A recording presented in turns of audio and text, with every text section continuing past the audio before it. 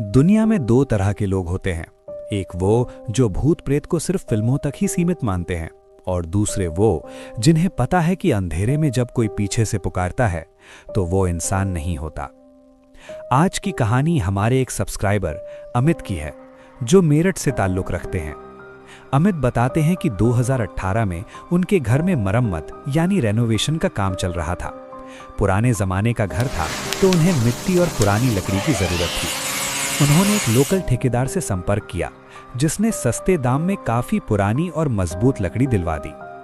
अमित खुश थे कि पैसे बच गए, पर उन्हें नहीं पता था कि वो लकड़ी कहां से आई है। जैसे ही वो लकड़ियां घर में आईं, माहौल बदलने लगा। अमित की मां ने बताया कि उन्हें रात को आंगन में किसी के चलने की आवाज आती है, जबकि घर में सिर्फ 4 लोग थे और सब सो रहे होते थे। खौफ तब शुरू हुआ जब अमित के छोटे भाई ने दावा किया कि रात को उसके बिस्तर के नीचे से कोई उसे पुकार रहा है, बिल्कुल उसकी दादी की आवाज में, जिनका इंतकाल सालों पहले हो चुका था।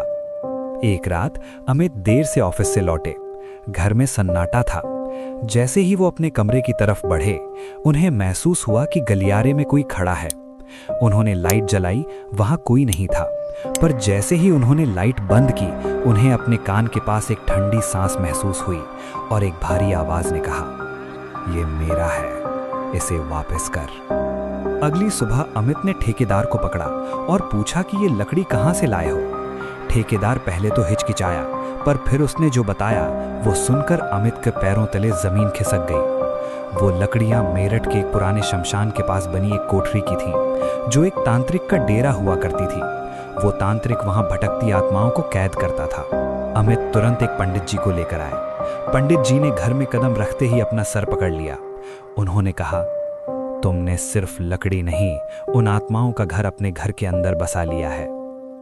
उसी रात जब पूजा शुरू हुई तो घर की लाइट अपने आप बंद चालू होने लगी। अमित ने देखा कि उनकी मां, जो पूजा में बैठी थीं, अचानक से एक अनजान भाषा में चिल्लाने लगीं।